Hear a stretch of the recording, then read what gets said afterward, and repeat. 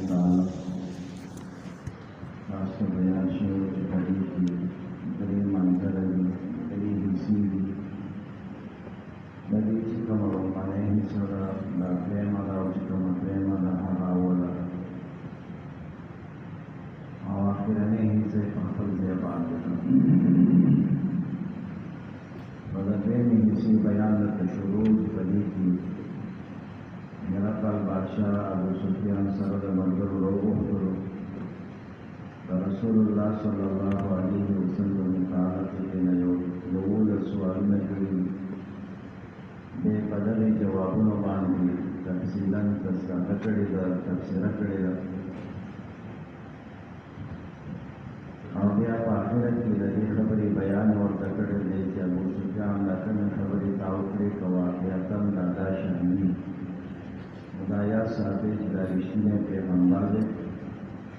اور دادا حکومت بجے سے تلارسی پتم دے گی مالا اپل قدم لے ہوگی دا محمد علی و حکومت کی داخلی اور کشر تر اماد دا یقین و اعتماد و باور رہے جدد رسول اللہ صلی اللہ علیہ وسلم فاتح رسولیشن نو ما بابت دا رسول اللہ پورا محنت و خواری و کوشش بنی کرے و تکلیف بنی برداشت کرے زان دا میرا رسول ہے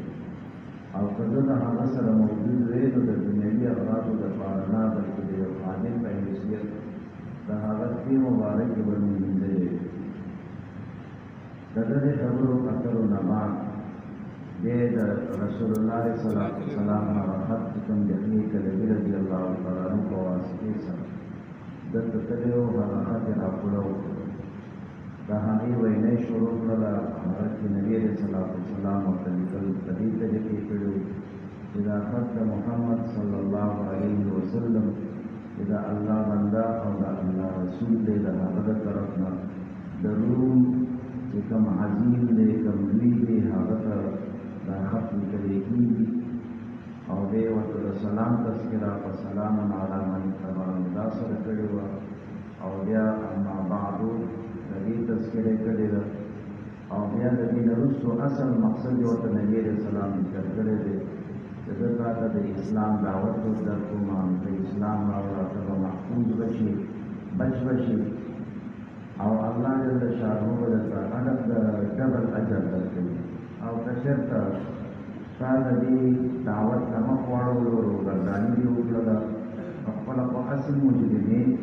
نو تا باندې به د الریسیینو د الریسینو د هغوی ګناه به هم په تا باندې نو د دې الریسیینو متعلق درته اقوال ذکر کړو چې د دې نه مراد څوک دي نو یو معنا علما د دې کاشتاران کوي نو د کاشتاران علما فرمایي چې دا ټول کې اکثر د دې په کلي وطن کې کاشتاران دا مجوسیان دلی په دې کلي وطن او په علاقو کې کاشتکاران دا مجوسیان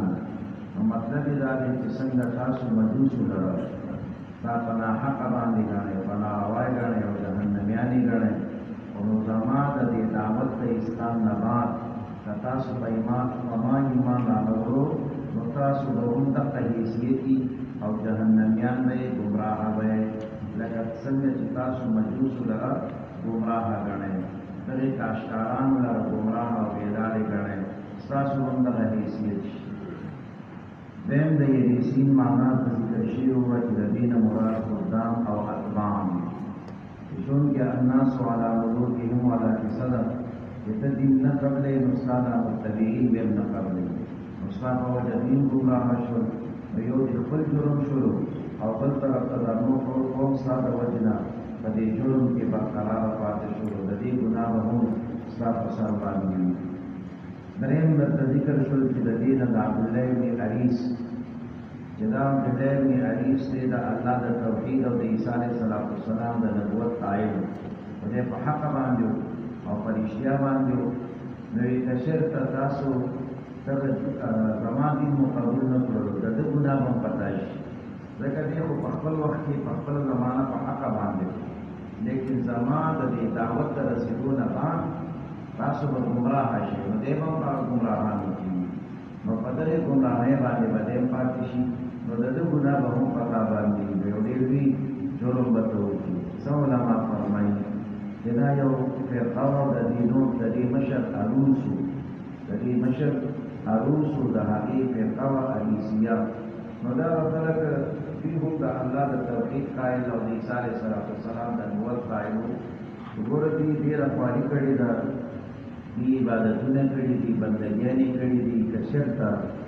در اسلام قبول نه کړي دا دعوت قبول نه کړي نو د دې جرم او ګناه به هم ستا په سر باندې راشي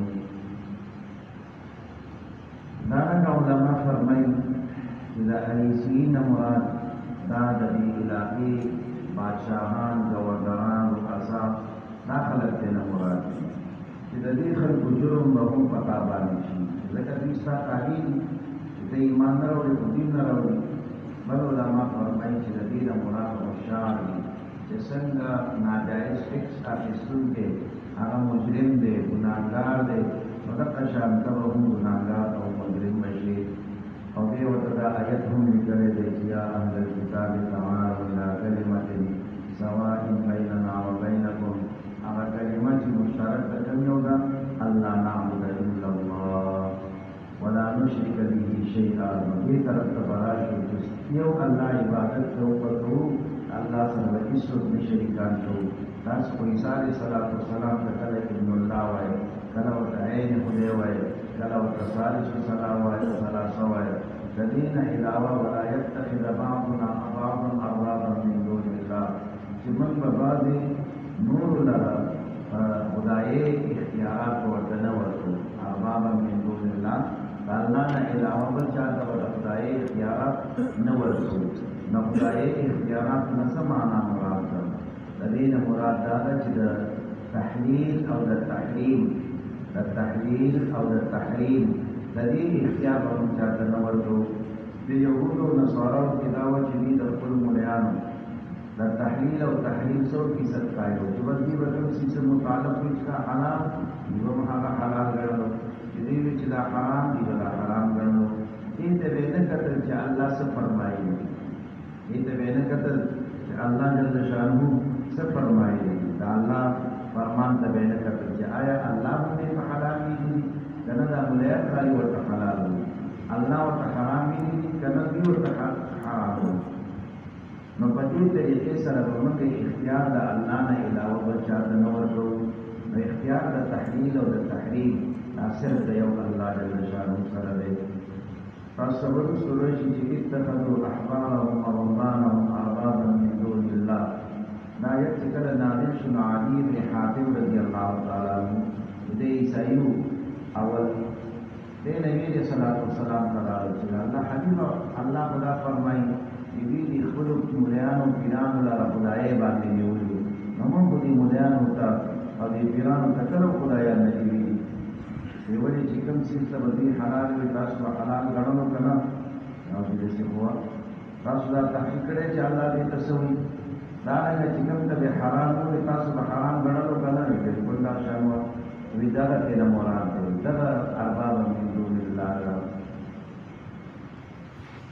یو د دې خلکو دا حیثیت یو زموږ ستاسو تقلید دی چې موږ څوک د امام ابو حنیفه صاحب پسې راوایو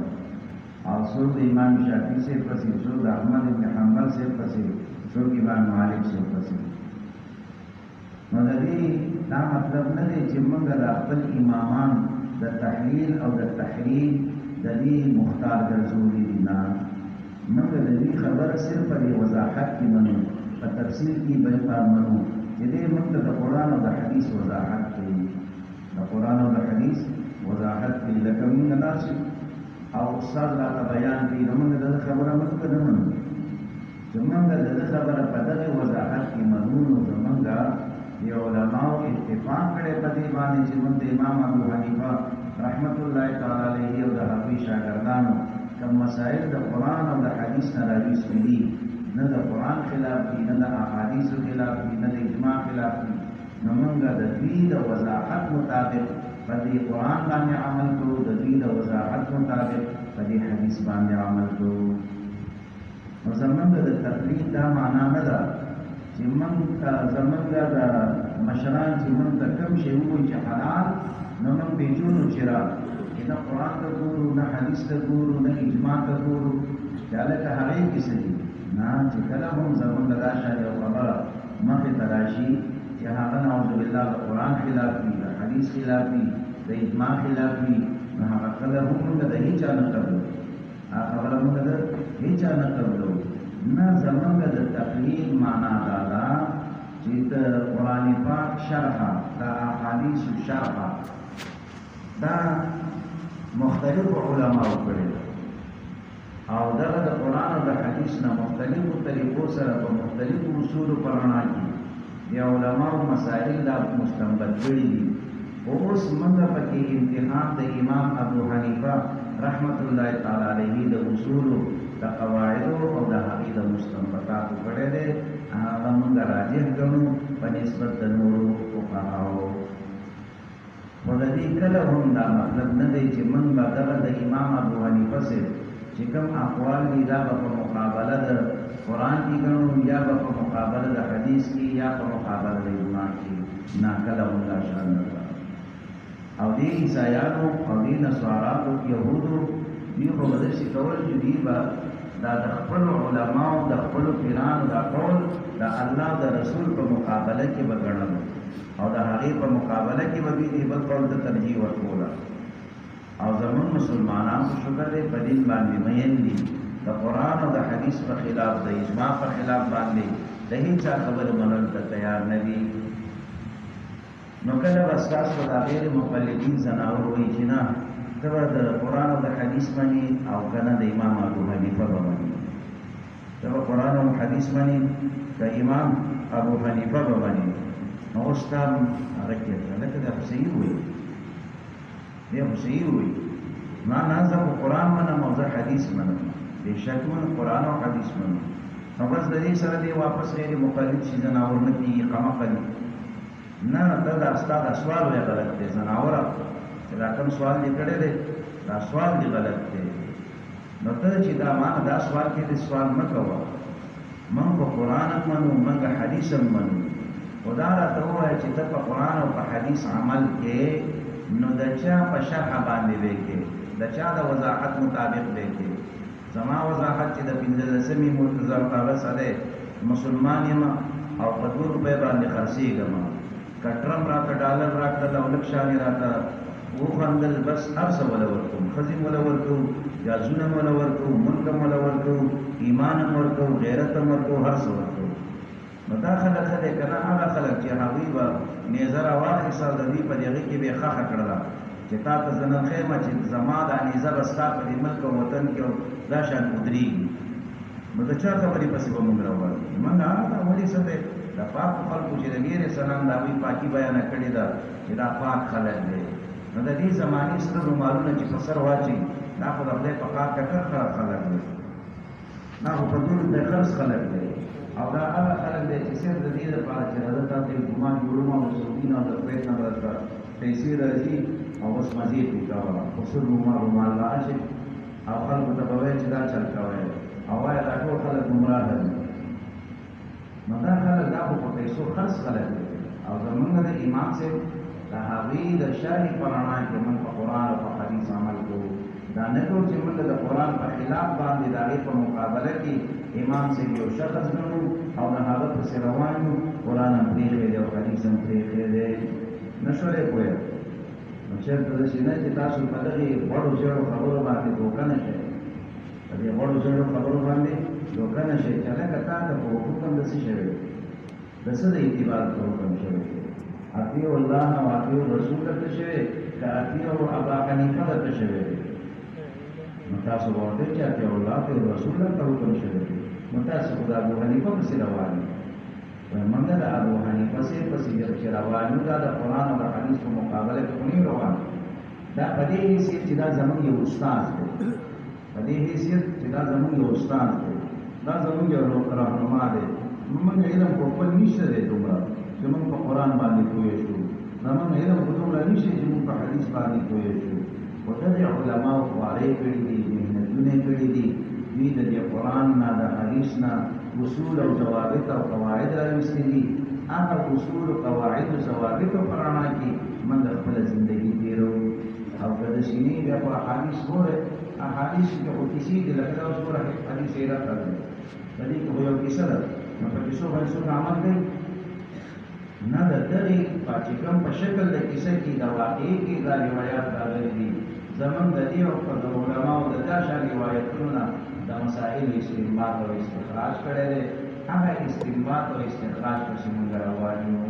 نو د سینه د چمنګ د قران او د حدیث په مقابله کې د امام سے کول ته ترجیح ورکړي ده او هغه موږ خپل کړي دي او قران او حدیث هم شاته ورولې کله او حاجه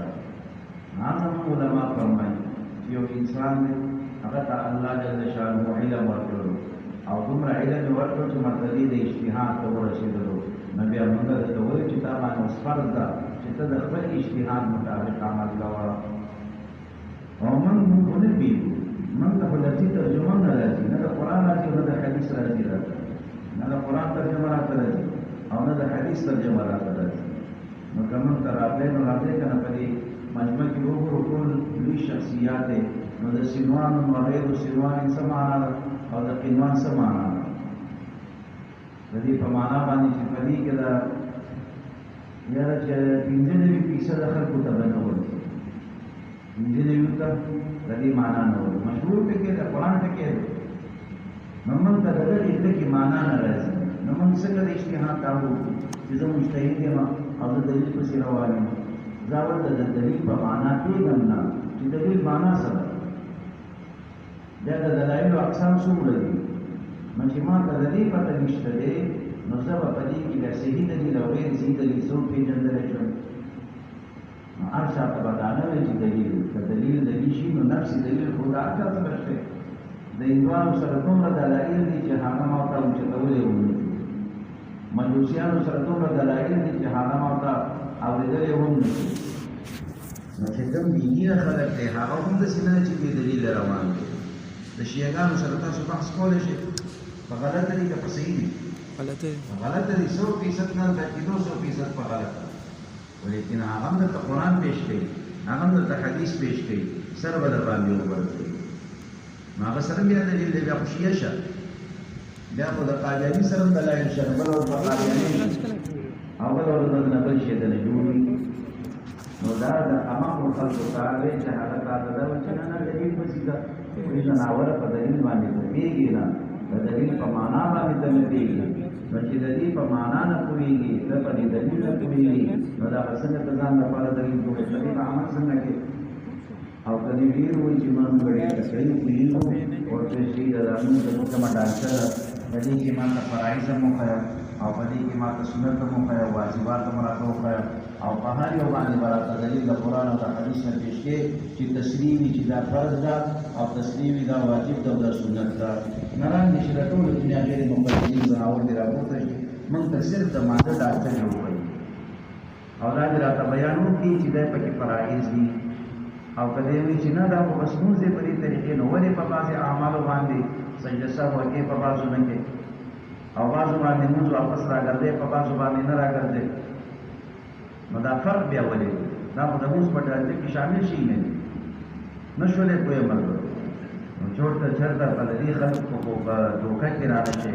بې لارې نه کړي نو دې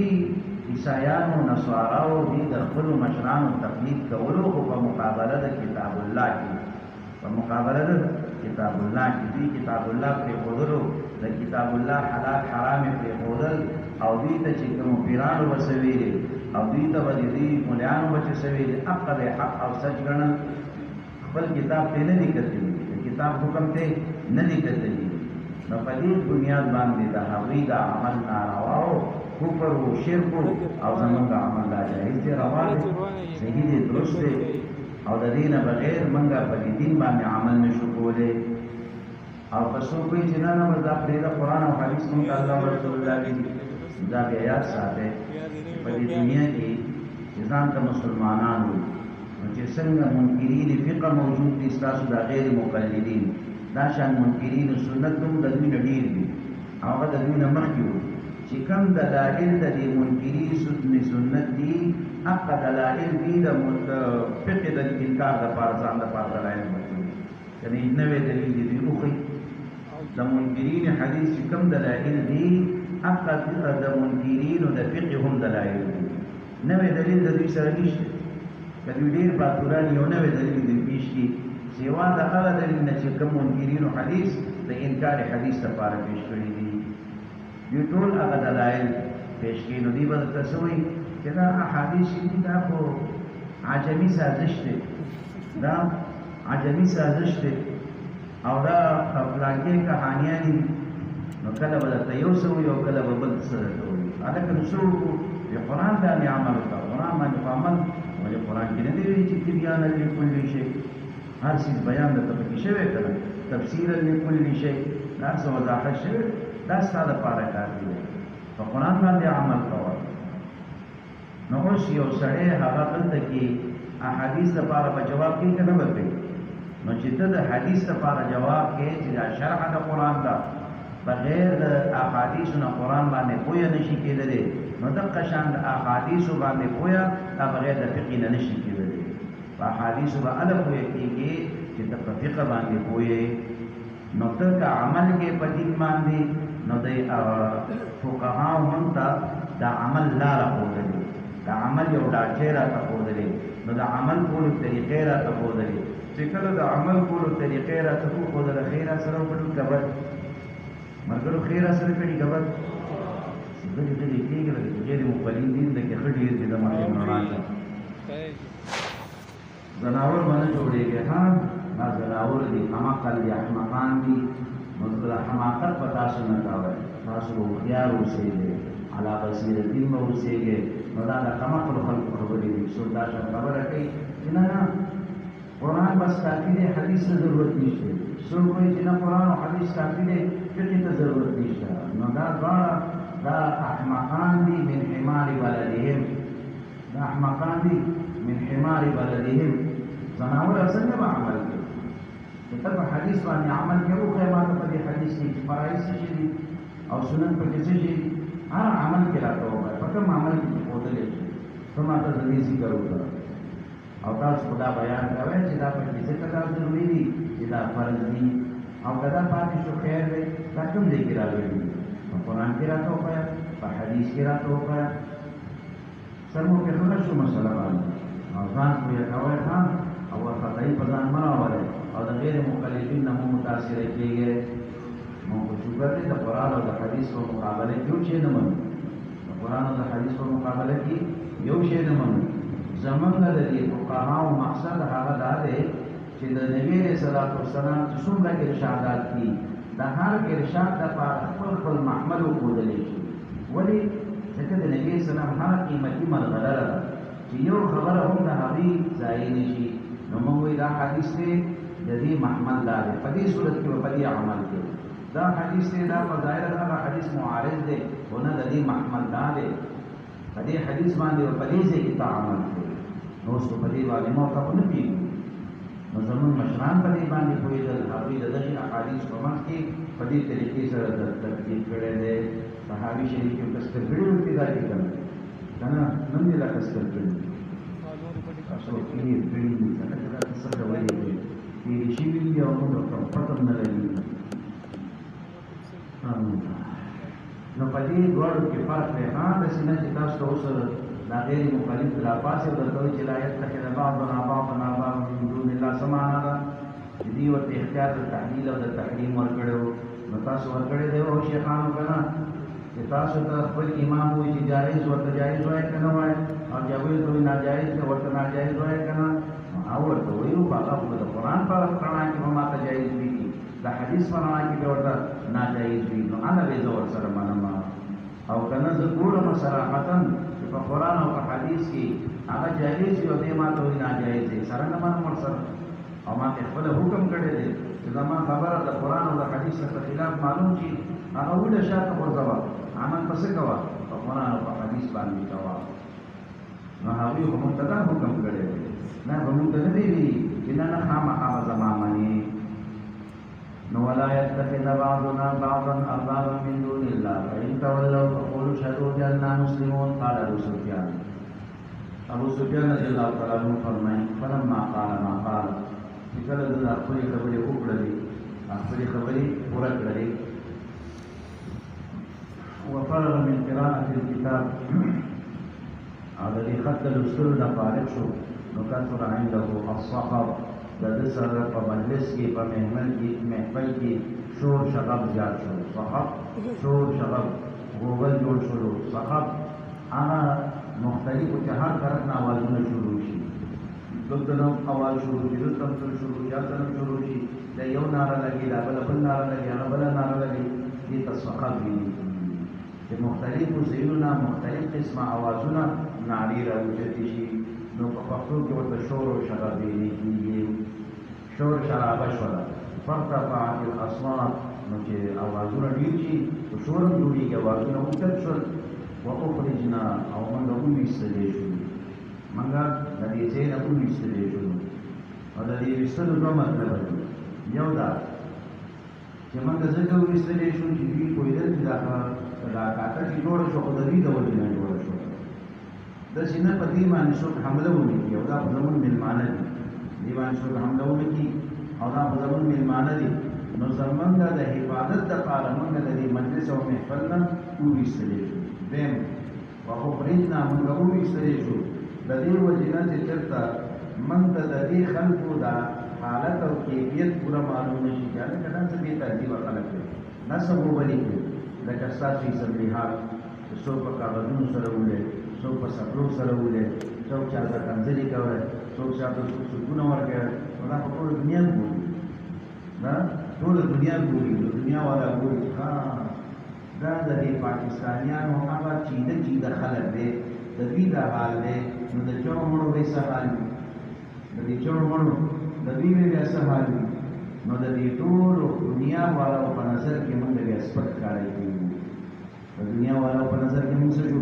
سپک شو هغه موږ په سپک نظر باندې ګوري جنا دا د دې هغه چې خلک منتخب شوه خلک او د دې هغه خاندان خلک دي نو چې د دې دا حالت او دا کیفیت دی نو په عام دفاترو کې بدلې سهالي او په بازارونو کې بدلې سهالي په کورونو کې بدلې سهالي او کله چې موږ ټول او شاهدان کراړو نو په هغه کې به دا سهالي نو دا خو په ډېر تهذیب خلک دي نو د دې خلکو د وجې نه د دې ټول قوم د دې سپکې موږ هم وېستلې شو چې د سینا زمونږ د حالت او کیفیت د دې معلوم نشي چې کله څه به تهذیب خلک دي او څه وګوري شروع کړي چې سوري وایي چې موږ د دې د حال نه ډېر خبر نشو نو فقلت لاصحابي چې کله موږ بهر وېستلو ما د خپل مرګرو ته وویل چې حين اخرجنا چې کله موږ راوېستلو شو لقد امر عمرو ابن ابي كبشه لقد امر عمرو ابن ابي كبشه یقینا لوی شولا امیرا په معنا د عظمه سره یقینا اوچته شولا لوی شولا عمرو ابن ابي كبشه معامله د ابو كبشه د زوی یقینا اوچته شولا لوی شولا دا معامله د ابو كبشه د زوی نبی کریم صلی الله علیه وسلم ته ابو سفیان سے ابن ابي كبشه ویل نو دا ابو كبشه دا څوک دی چې نبی رسول الله صلی الله علیه وسلم یې ته منسوب کړي او په دې نوم باندې ولی یاد دی ابو سفیان نبی رسول الله صلی الله علیه وسلم در په دې نوم باندې ولی یاد دی او دا ابو كبشه وسو چې نبی رسول الله صلی الله علیه وسلم یې طرف ته منسوب کړي علماء فرمایي چې د عربو دستور داو چې کله بدوی یو کس لرا ګمنام کول غوښتل یو کس لرا ګمنام کول غوښتل دا هغه شهرت به نه غوښتلو خامل ذکر کول به غوښتل چې دا سړی د ګمنام پاتې شي د شهرت دی ونشي د په خلکو کې معروف نه او مشهور نشي نو پتا شانو سره به د تذکرہ کوله چې هغه غیر معروف او غیر مشهور نو د مدد ته کې هم نبی عليه الصلاه والسلام ابو كبشه ته منسوب کړلو د دې لپاره چې نبی عليه الصلاه والسلام مشهور او معروف نشي مدا ابو كبشه دې څوک چې نبی عليه الصلاه والسلام د طرف ته منسوبي نو د دې متعلق زمونږ د حضرات علماء کرامو مختلف اقوال نقل کړي شي اول علماء فرمایي چې دا د نبی کریم صلی الله علیه وسلم د مور طرف نه چې کوم نکله وهب د مور طرف نه چې کوم نکله امینه بنت وهب نو دا وهم دا د هغه کنیت دی دا د نبی رسول الله والسلام د مور طرف نه چې تاسو په ورده کې ورته نانا وایي ورده کې ورته څه وایي نانا نو د نبی رسول الله والسلام د نانا چې وهب دی دا د دې وهب کنیت دی ابو کبشا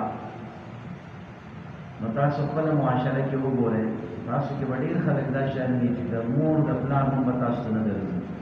تاسو د مور د پلان نوم دی د خپل مور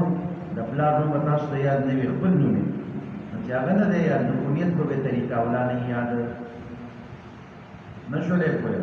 نو د مور د طرف نه چې کوم نکده تاسو په تاسو کې ډېر مرتبه سیوی چې هغه ته د خپل د دې نکونو باندې یاد دغه دا د څه کار سره بس مور ته تینا راوستي دا انو څه کې څه ونیشته دي نو ماماګان هغه بیجی نه ولیکن د مور نه کلم ته پوښتنه چې مور یې ساده تاسو نه دي نو مور نه څه دا تاسو نه کوي چې ته د چالو لري مور یې د چالو لري چې دې زیارت کلاړې مور ته کېنه مور یې د چالو لري هغه ته راځي چې څه چل راځي ته مو ته پوری ټیک ټاک وي وینا کنه مور یې ساده پلان نو ماته نه راځي ساده پلان نو ماته نه راځي نو ماته وکړه چې زما د پلان د سخر سنوم دی چې زما د پلان د سخر سنوم دی نو اوس دغه ستاني کوم دی او کله دې طرف ته وړ چې زما د پلان د سخر سنوم دی نو بیا نورم پسې ګمنامه شو کنه شی ما یو دی چې زما د نیکه سنوم دی او بل طرف ته چې زما د پلان د سخر سنوم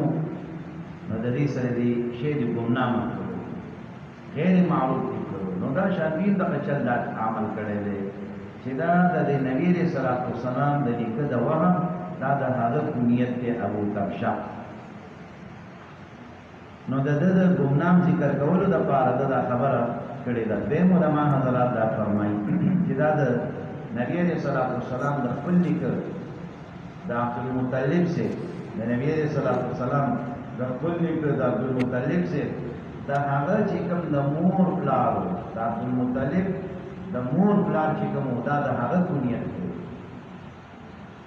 د عبد المطلب چې کوم ناناو یې د مور پلارو د هغه د کنیت دی ابو کبشا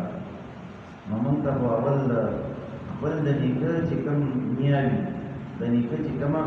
نیاوي د مور د طرف نه نو موږ ته د مور نوم نه راځي تاسو کې څوک د شته چې د نیکه د مور نوم ولا ورځي د نیکه د مور د پلار نوم ولا ورځي نه د نیکه د مور د پلار نوم ورته یاد وي نه ان شاء الله چې دوه کسان هم درکې پیدا نشي چې تاسو چې کوم نیکه دی دادا او تاسو د دادا کوم مور ده نو تاسو د دادا د مور د پلار څه نوم نو د هغې نوم تاسو ته د دې سره دا ختم نه کېږي چې کتم لا په زموږ رشته کې شته نو دا د عبد المطلب صرف د نانا د هغه کنیت دی د عبد المطلب صرف د نانا او د عبد المطلب صرف د مور د طرف نه چې کوم نیکه وو نو د هغه کنیت و ابو کبشا نو هغه طرف ته نبی علیہ الصلوۃ والسلام منسوب کړي نو دومره لري رسول نو دومره لري چې دا سلسله نسب معلومي او څو په دې باندې کوي او بیا نوم په دې باندې کنیت ذکر کې نو په کنیت باندې ډېر خلک مشهور او معروف نه وي دریم علماء دا فرمایي چې دا ابو کبشا دا د رسول الله علیه الصلوۃ والسلام چې کوم رضاعی پلار دی د حلیمه سعدیه رضی الله تعالی عنها چې کوم خاوند دی رضاعی پلار دی او دا هغه نوم دی حارث ابن عبد العزى دا هغه نوم دی حارث ابن عبد العزى دا د هغه کنیت دی د نبی علیہ الصلوۃ والسلام چې کوم رضاعی پلار دی د حلیمه سعدیه رضی الله تعالی عنها خاوند دا د هغه کنیت دی او د خاوند نوم یو حارث ابن عبد العزى نو د حلیمه سعدیه رضی الله تعالی عنها د خاوند نوم تاسو ته یاد حارث ابن عبد العزى او دا د نبی علیہ الصلوۃ والسلام رضاعی پلار دی بل علماء فرمایي چې دا په دې بني خزاعو کې یو کس و دا ابو کبشه په بني خزاعو کې دا یو کس و چې د دې خلکو د بوتانو نه د بت پرستۍ نه فتوبه ویستې وه لیکن د ستورو عبادت پرې کولو دغه د ستورو عبادت کولو نو په دې کې چې ټول دې په دې مخالفت کې د دوی سره دا تشبیه ده چې یو طرف ته مشرکین مکه دي بل طرف ته دا د بني خزاعو دا سړی دی چې عام مشرکین مکه هغه په بت پرستۍ کې مبتلا دي دغې کس دا بت پرستي پرېښودله د بني خزاعو دی فرق د بت پرستي پرېښودله د دې په ځای باندې د شیعان د هغې ستوري عبادت او بندگی شروع کړله نو په دغې مخالفت کې دی نبی علیہ الصلوۃ والسلام تشبیه د دغې بني خزاعه د کس سره ورکړې لکه څنګه چې د ابو کبشه بچي هغه د دې مشرکین مکه نه مخالفت کړی وو نو دا شان نبی علیہ الصلوۃ والسلام هم د دې بتانو په عبادت او بندګۍ نه کولو کې د دوی سره مخالفت کړی دی او د دغې بني خزاعه د دې فرق سره موافقت کړی دی څو علماء فرمایي چې نه دا د نبی علیہ الصلوۃ والسلام چې کوم ناناو د هغه کونیت دی د دې وهب کونیت دی د نبی علیہ الصلوۃ والسلام چې کوم نیکو د مور د طرف نه وهب دا د هغه کونیت و او مخکې چې کوم درته ذکر شوی هغه د نبی علیہ الصلوۃ والسلام د نیکه چې کوم د مور د طرف نه نیکو دا د هغه کونیت و نو دوی درته ذکر شوی یې په خپله د نیکه د نانا د هغه کونیت دی او یا د دې وهب د نانا کونیت دی نو چې ستا د مور د طرف نه د مور د طرف نه چې کوم نیکه دی یا د هغه چې د مور د طرف نه کوم نیکه دی دا وی د هغه کونیت دی څو علماء حضرات دا فرمایي چې نه دا د حضرت حلیمې سعدیې رضی الله تعالی عنها د پلان د هغه کونیت د حلیمې سعدیې رضی الله تعالی عنها کونیت ابو کبشه نو دا د نبی علیہ الصلوۃ والسلام گویا کې رضاعي نیکه دی دا ابو کبشه د نبی علیہ الصلوۃ والسلام رضاعي نیکه دی نو په دې اعتبار سره هغه ته دا نسبت کړی دی څو علماء فرمایي چې دا د حلیمې سعدیې رضی الله تعالی عنها دا هغې د پلار د طرف نه نیکه یا د مور د طرف نه نیکه د دې په دې دوو نیکونو کې د یو نیکه کونیت دی یې د پلار کونیت دی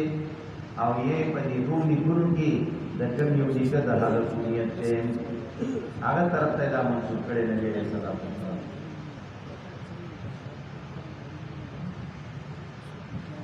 ابو سفیان سے وایي چې کله موږ راوېستلی شو نو ما دې خپلو ملګرو ته وویل چې هلکه د امیره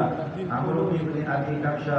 چې د دې ابو کبشه د زوی دا معامله خو ډېره مخکې لاړه دا خو ډېر مشهور شولو ولې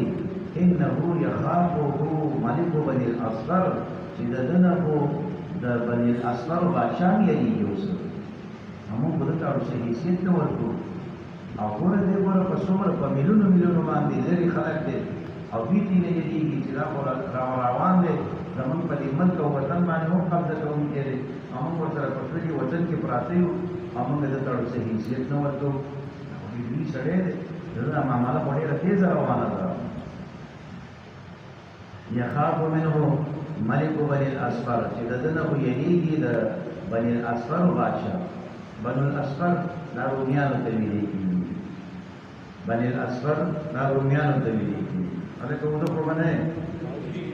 چا خو په کتاب سر نه ایښې ډېر خوشحاله په کتاب سر نه ایښې ښه یو خو د کېده ځان ته بیادبي ده او بیا چې په کتاب کیسه لیکلي دا خو د بیادبۍ د پاسه د بیادبي کېښودله د بیادبۍ د پاسه دې بیادبي کېښودله نو بیادبي مه کوئ هر چې محروم نه شئ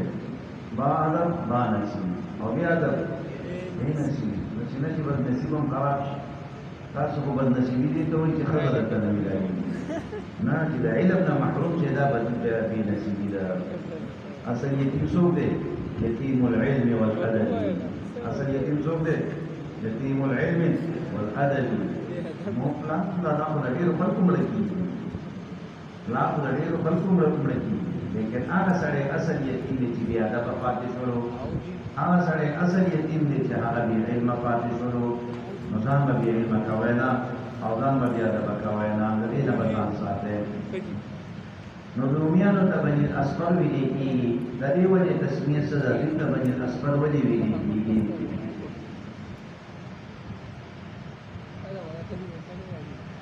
نو د دې هم مختلف وجوهات علماو ذکر کړي اول علما دا ذکر کړي چې د دې رومیانو چې کوم مشر نیکه دی او د دې بادشاه روم بن عیسو روم بن عیسو ابن اسحاق ابن ابراهیم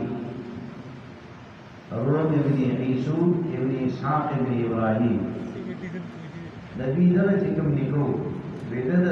حبشو د بادشاه د لور سره واده کړی دی روم د حبشو د بادشاه یو لور سره واده کړی نو حبشو پک سپینی کړی نو حبش د رنګه تک توري او د رومیان د سره سپین دي رومیان د سره سپین دي ټماټر ته په دې پاسې کې رومي ویلي کېږي په دې هغې کې هغه ته څه ورته ویلي رومي نو رومي دا ټماټر دا شیوی که تور رسول وی مدد کنی تا رومیان دا سرس سپین خلق رومیان دا سرس سپینو او حبشیان دا سرس تورو نو تور او سپین کی سر یوزی شی نو سبتی نجوڑ شی زیارت ستی نجوڑی زیارت نو یو طرف تا پدی کی توروانے دا دی مورو او بل طرف تا پدی کی سپینوانے دا دی کنارو نو پدی کی زیاروانے با کارا کی دلو بدی وجه نویدی تا بنی الاصفر ویلې کېږي دیمه وجه علما حضرات د دې چې بنی الاصفر دې ته ولې ویلې کېږي د دې وجه علما حضرات دا ذکر کوي چې یو ځل وی د حبشیانو په دې رومیانو باندې حمله وکړه جهادونو دوی چې کله پرې حمله وکړله د حبشیان په دې رومیانو باندې غالب شو حبشیان په رومیانو باندې غالب شو نو چې غالب شو نو په غالبه کېدلو کې خو ښځې هم دوی ته پاتې کېږي نو دوی به ټولې ټولې لرې سپینې کله لیدلې نو دا سپینې چې کله ولیدلې ور ټولې راټینګې کړلې نو دوی سره یې وتې وکړله او د هغې په نتیجه کې د دوی اولاد پیدا شو نو هغه نسل بیا په دوی کې وچلېدلو نو هغه نسل د وجې نه د دوی ته بنو الاصفر ویلې کېږي چې مخکې سره سپین وو او اوس زیړوالي طرف ته مایل شو نو د حبشو په دې باندې حمله کړې او د حملې په نتیجه کې د دوی د ښځې سره ډنډې لړلې وې نو یو طرف ته ټول حبشیانو او بل طرف ته سپینې سپینې دغه یورپیانې وې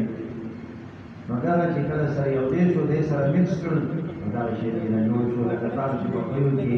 صلاحیت واچوئ لکه په پيو کې چې صلاحیت واچوئ نیم سم صلاحیت دی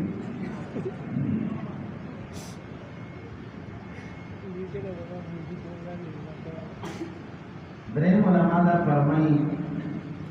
چې بني الاصفر دوی ته ځکه ویلې کېږي رومیانو ته چې دا د دوی په پلارانو کې د یو کس نوم دی اصفر ابن روم اصفر ابن روم د روم بچی دی د هغه نوم اصفر د دې روم یو بچی و د هغه نوم اصفر نو دا اطلاق طرف ته د دوی نسبت دی نو ځکه دوی ته بني الاصفر ویلې کېږي څو علما حضرات دا فرمایي چې دا عیسو ابن اسحاق عیسی علیه السلام بچی دی عیسو وی دی په دې رنګ کې ډېر زیات تک سور دا عیسو ابن اسحاق دا سور رنګ والا او د ده چې بیا کوم بچی وشو روم دا د زیړ رنګ والا او دا عیسو دا د رنګه تک سور او بیا د ده بچی دی روم هغه روم هغه زیړوالي طرف ته مایل و نو د دې وجې نه د دې روم د وجې نه دوی ته بني الاصفر ویلې کېږي دې رومیانو ته په مقابله د عیسو کې د عیسو خو سور د هغه رنګ سور او د دې روم د ده رنګ دا زیړوالي طرف ته مایل و څه علما فرمایي دا عیسو ابن اسحاق دا ابراهیم علیہ السلام موسی ابراهیم علیہ السلام موسی د عیسو ویدد چې کمنیا و ساره دي د عیسو د چې کمنیا و ساره دي دا یې ساری بي خپل موسی ته زیورات وراغستو دا سره پران کې څنګه وي نو ورته سره وایو چې دې څه زیورات موږ ورته سره ضروري هغه سره دی پران کې څنګه دی زیورات نو د دې زیوراتو په وجه باندې دې منسوب شولو اسفار چې دې ته د دنیا دغه زیورات ورچولیو نو په دې بنیاد دې ته اسفار او د اولاد ته بني اسفار کېږي یخاف منه بني الاسفار یعنی دې دنا بادشاہ د پر رومیانو فما زلتم موقنا ابو سفیان چې خپل خبره کوي کله دا خبري د هرقل د بادشاہ ووري دی نو دا وقت زما دا یقین چې انه سيظهر دا نبی صلی الله علیه وسلم اختار کی یا غالب کی دیو غالب کی حتى ادخل الله عليه الاسلام زما دا یقین وو تر دې پوري چې الله په ما باندې اسلام را داخل کړو سمانا چې زما په سره په وخت ګمان کې نو زه مسلمان یم دغه د ټول عمر د اسلام مقابله کړې ټول عمر د اسلام مقابله کړې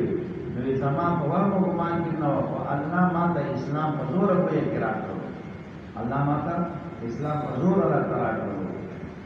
نو اوله کې په ابتدا کې ویډیو لاټینګ او کلک مسلمان نو د شپې د گرفتار شوی د فتح مکې په شپه باندې او د عباس رضی الله تعالی عنہ ته پناه ورکړه دا هغه په پناه نو سحر کې د کوم مرګي او هغه د شپې مسلمانان دي سحر کې راو د ایمان اظهار وکړو او د سیګورې ایمان راپکې نشته نبی علیہ الصلوۃ والسلام بیا دې ورته یې جوړې په پلاني کانداو کې کېنو د مسلمانانو د لښکر په وجود پته وکړي چې مسلمانانو څومره طاقت لري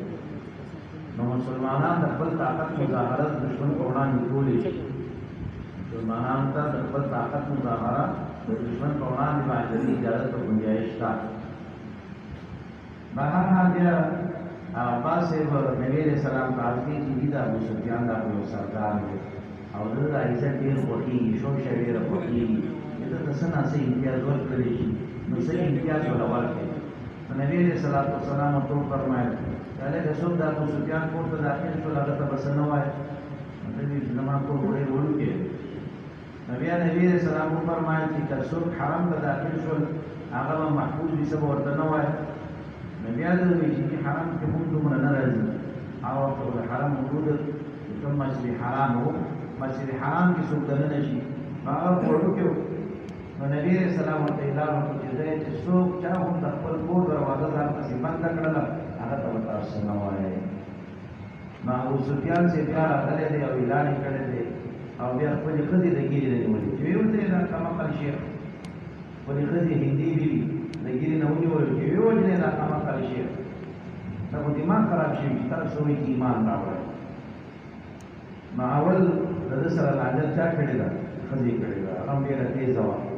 تاسو ته به په فتح مکې کې د دې خبرې اترې راشي ډېر هوښیار او ډېره چالاکه وه هندوي وي د حمزه رضی الله تعالی عنه هغه اندامونه هغه اینا هغه څه چې په چپونه کې وزاره ښځه ډېره خطرناکه وه بس الله ایمان ورته نصیب کړو الله ورته ایمان نصیب کړی بس په رضی الله عنهم کې داخله ده نو خپل خاوند یې د ګیرې نه نیولی دی چې ویې ویل دا شیخ دا قمقل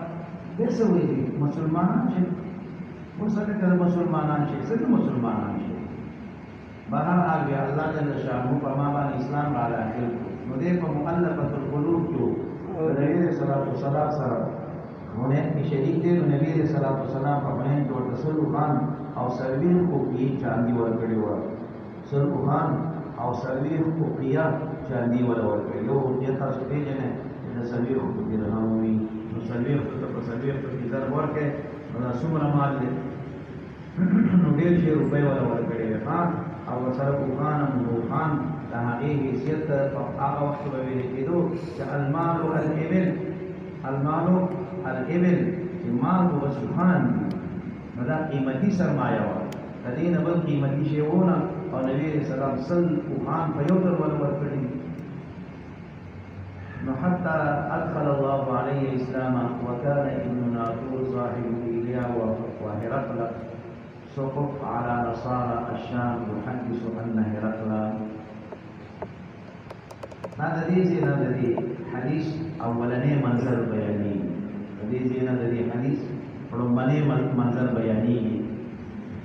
اولا تعارف دي ابن ناطور د ذکر کی او په دې طریقې سره د ابن ناطور د سره درې عہدې د ابن ناطور سره درې عہدې دیني عہده هم ورسره او دارنګ دنیوي عہدې هم ورسره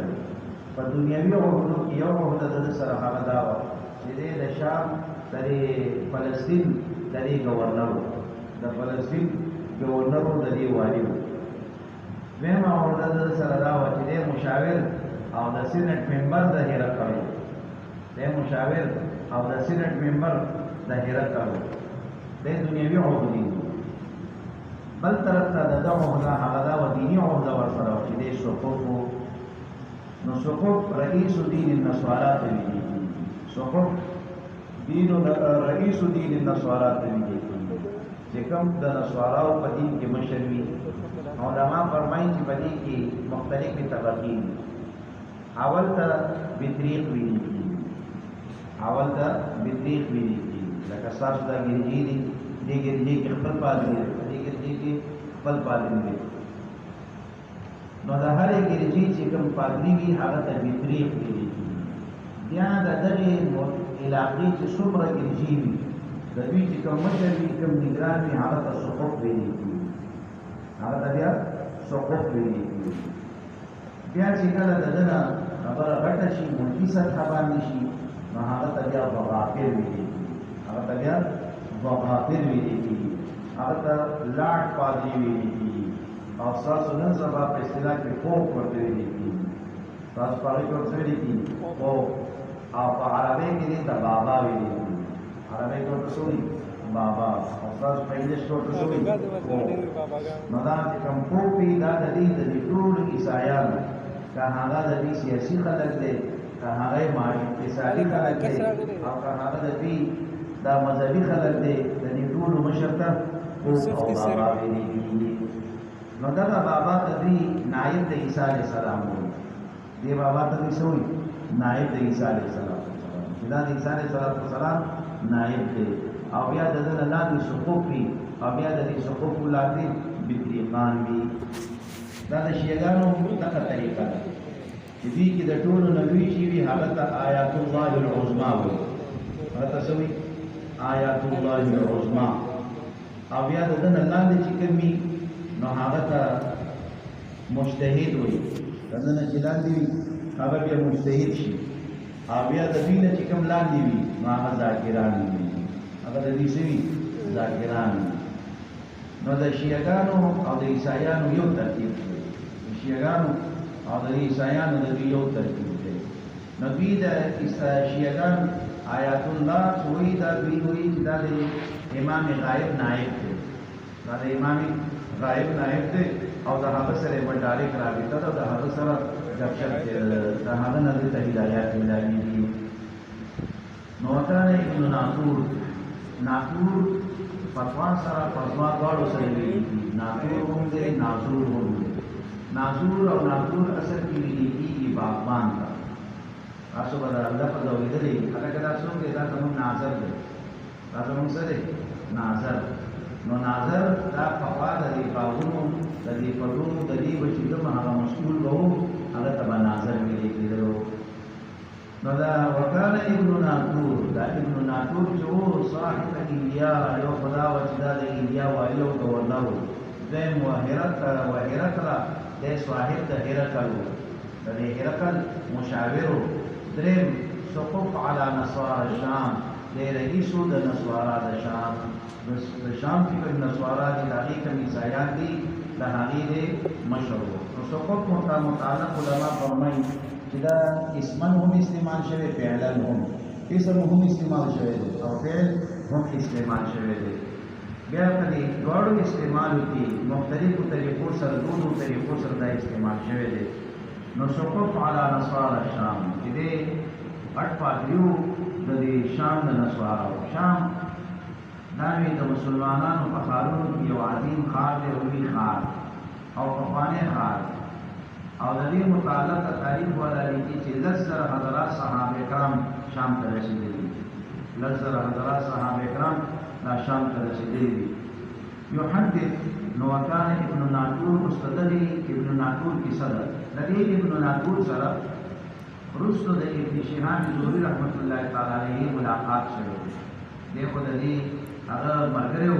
د هرات بادشاہ ورسو الله د ایمان نصیب کړی دی په زمانه د عبدالملک ابن مروان کې عبدالملک ابن مروان په زمانه کې دا ابن ناطور د مسلمان شو او د ابن شهاب